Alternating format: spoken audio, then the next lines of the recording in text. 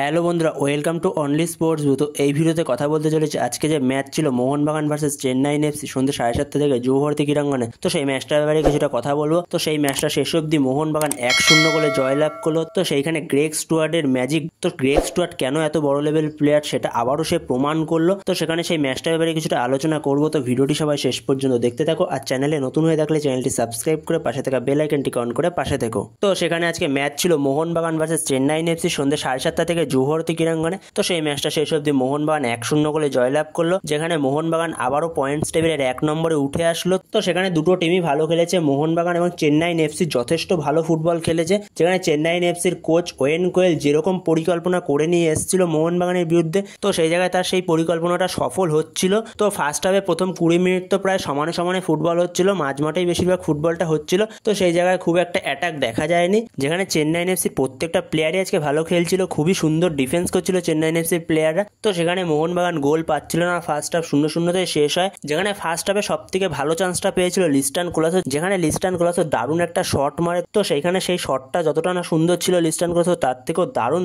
Save ছিল নওয়াজের। তো সেখানে সেকেন্ড হাফে মোহনবাগান অ্যাটাক করছিল কিন্তু ঠিকঠাক ফিনিশ করতে পারছিল না বলগুলো। তো সেখানে মোহনবাগান কোচ মলিনা কিছু সাবস্টিটিউশন করে, যেখানে সাহালকে নামায়, কামিন্সকে নামায়, 86 মিনিট নাগাদ গ্রেগ স্টুয়ার্টকে নামায়। যে গ্রেগ স্টুয়ার্ট নামার পরেই পুরো গেম চেঞ্জ করে দেয়। যেখানে গ্রেগ স্টুয়ার্ট নেমেই প্রথমেই একটা শট মারে, সেটা পোস্টে গিয়ে লাগে। তার কিছুক্ষণের মধ্যে সে একটা অ্যাসিস্ট করে, যেখানে কামিন্স অসাধারণ দুর্দান্ত বা পায়ে একটা ফিনিশ করে। তো সেখানে কামিন্স একটা দুর্দান্ত কার্লার রাখে, সেখানে দারুণ ফিনিশ কামিন্সের থেকে। তো সেখানে কামিন্স মলিনাকে জানান দিয়ে দিল যে তোমার যদি ম্যাকলারেন না চলে তো সেই জায়গায় আমি আছি, আমাকে তুমি ভরসা করতে পারো। তো সেই জায়গায় দারুণ ফিনিশ কামিন্সের থেকে, অসাধারণ ফিনিশ। তো গ্রেগ স্টুয়ার্টকে নিয়ে যত বলবো ততই কম হয়ে যাবে। কেন তাকে দ্য গ্রেট স্টুয়ার্ট বলা হয়, তো সেটারই প্রমাণ আবারও সে দিয়ে দিল। তো সেখানে যে গ্রেগ স্টুয়ার্ট লাস্ট 10 মিনিটও মাঠে থাকলে কি করতে পারে, তো সেটা সে দেখিয়ে দিল। তো তারপরে অ্যাসিস্ট করার পরও আরও একটা শট মারে, যেখানে সেটা বার পোস্টে গিয়ে লাগে।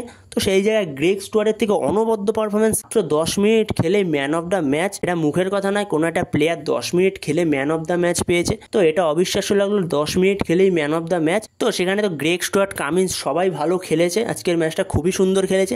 আর নিচে ভুলে গেলে চলবে না আলবার্টো রড্রিগেজ এবং টম অ্যালডেডের কথা, যেখানে মারাত্মক ডিফেন্স করেছে টম অ্যালডেড এবং আলবার্টো রড্রিগেজ দুজন মিলে মারাত্মক ডিফেন্স করেছে। তো আলবার্টো রড্রিগেজের কথাটাও কি বলবো, মারাত্মক লেভেলের ডিফেন্স করেছে। তো যেখানে পরপর 6টা ম্যাচে মাত্র একটা গোল খেলো, তো সেখানে সেরা ডিফেন্স করছে মোহনবাগানের ডিফেন্স। তো সেইখানে আলবার্টো রড্রিগেজকে পরের ম্যাচে মিস করতে চলেছে মোহনবাগান। আলবার্টো রড্রিগেজের সাথে সাথে সুভাশিস বোসকেও মিস করতে চলেছে পরের ম্যাচে মোহনবাগান। তো মোহনবাগান কোচের জন্য এই একটা চিন্তার খবর, যেখানে আলবার্টো রড্রিগেজেরও 4টে হলুদ কার্ড এবং সুভাশিস বোসেরও 4টে হলুদ কার্ড হয়ে গেছে। যেখানে আলবার্টো রড্রিগেজের লাস্টে ওই ফাউলটা করার ওখানে কোনো দরকার ছিল না, ওখানে ফাউলটা করে সে ইয়েলো কার্ড দেখে।